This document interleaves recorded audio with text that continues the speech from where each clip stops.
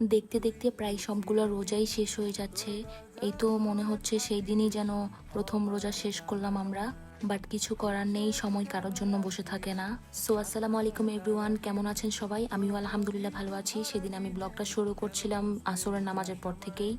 তো নামাজ পড়ে আমি সাথে সাথে ইফতারের জন্য প্রিপারেশন নিচ্ছিলাম। সেদিন রান্না করেছিলাম রাইস নুডলস, সাথে ভেজিটেবলও অ্যাড করব। আমি ক্যাপসিকাম আর গাজর কেটে নিয়েছিলাম। অলরেডি চুলায় আমি রান্না বসিয়ে দিয়েছিলাম, পেঁয়াজ ব্রাউন করে ভেজে নিয়েছি। এর পাশাপাশি আমি আবার ডিমও দিয়েছিলাম। ডিমটা প্রপারলি ভেজে নেওয়ার পরে তার পাশাপাশি কেটে রাখা ভেজিটেবলটাও অ্যাড করে দিয়েছিলাম। ভেজিটেবলগুলো ভালোভাবে আমি ভেজে নিচ্ছিলাম যাতে কাঁচা গন্ধটা না থাকে। কাঁচা থাকলে আবার আমার খেতে ভালো লাগে না, সেজন্য ভালোভাবে আমি ভেজে নিচ্ছিলাম। ভেজিটেবলগুলো থেকে সুন্দর একটা স্মেল আসছিল। আপনারা হয়তো ভাবতে পারেন আমি লবণ দিই নাই, বাট আমি লবণ দিয়েছি। আমি ক্লিপ নিতে ভুলে গিয়েছিলাম। এর অপর পাশে আমি আবার রান্না করেছিলাম কবুতরের মাংস। যেহেতু ইফতারের পরে তেমন খাওয়া হয় না, সেজন্যই সেহরির জন্য রান্না করছিলাম। এই যে বলতে বলতে ভেজিটেবলের সাথে আমি আবার নুডলসগুলো অ্যাড করে দিয়েছিলাম। অ্যাড করার পর সুন্দর করে মিশিয়ে ভেজে নিচ্ছিলাম আমি, প্রপারলি যাতে হয়ে যায়। আর এই যে রান্না শেষ ঢেকে রাখছিলাম। সেদিন আবার আমার জন্য একটা পার্সেল আসে, আমার হাজব্যান্ড পাঠিয়েছিল। পার্সেলটা ইফতারের আগেই আসে, বাট আমি খুলি নাই যেহেতু কাজের মধ্যে ছিলাম একটু। সেহেতু ইফতারের পর খুলেছিলাম। খুলে দেখি এত সুন্দর সারপ্রাইজ দিয়েছে আমাকে, একটা চুড়ির ডালা পাঠিয়েছে আমার জন্য। আপনারা হয়তো আগেই দেখে নিয়েছেন আমার পেজে। যেদিন পার্সেলটা আসে সেদিন আমি ভিডিও করতে পারিনি, তার কিছুদিন পরে আমি আমার পেজে পোস্ট করি। সেদিন আমি অনেক হ্যাপি ছিলাম। আর হ্যাপি কেনই বা না থাকবো, এত সুন্দর একটা সারপ্রাইজ পেয়েছি আমি, তাও আমার হাজব্যান্ড থেকে। আলহামদুলিল্লাহ, আমি অনেক লাকি। সবাই আমার জন্য দোয়া করবেন এবং আমার হাজব্যান্ডের জন্য দোয়া করবেন যাতে আমরা ভালো থাকি। আমরা যেহেতু লং ডিস্টেন্সে আছি, সেহেতু আমার হাজব্যান্ড আমাকে কিছু না কিছু সারপ্রাইজ দিয়ে হ্যাপি রাখার ট্রাই করে। আলহামদুলিল্লাহ, আমি এমনিও হ্যাপি থাকি। সে আমাকে কিছু দেখ বা না দেখ, তাও আমি আলহামদুলিল্লাহ হ্যাপি। তারপর আমার আম্মু আবার আমাকে ভিডিও করে পাঠায়। আমার আব্বু আম কিনে এনেছে, কাঁচা আম। যেহেতু আমার অনেক আম পছন্দ, সেজন্য আমার আম্মু আমাকে ভিডিও পাঠিয়ে লোভ দেখাচ্ছিল। ভিডিওটা করেছিল আমার ভাইয়া। এই আম দেখার পর তো আমার মাথা নষ্ট একদমই। আর সেদিন আমার নানি শাশুড়ি এসেছিল। আর তারপরই আমার মনে পড়লো যে আমার নানু তো কাঁচা আম এনেছিল, তো আমিও গিয়ে চটপট কেটেই লবণ মরিচ করেই খেতে বসে যাই। তারপর খাওয়া দাওয়া শেষে সেদিন আর কোনো ক্লিপ নিই নাই। নেক্সট ডেতে আমি আবার আমার শাশুড়ি আম্মুর সাথে বাইরে গিয়েছিলাম। তো তার আগেই আমরা ইফতারের প্রিপারেশন করে যাচ্ছিলাম বাইরে। সেদিন বানিয়েছিলাম তান্দুরি চিকেন।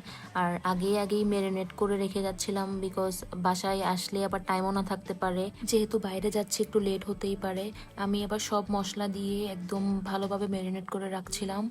আপনাদেরকে তো বলতে হবে না কিভাবে ম্যারিনেট করতে হয়, বিকজ আপনারা অনেকেই জানেন। ভালোভাবে ম্যারিনেট শেষ করার পরে আমি আবার চিকেনগুলোকে ফ্রিজে রেখে দিয়েছিলাম যাতে মশলাটা ভালোভাবেই ঢুকে।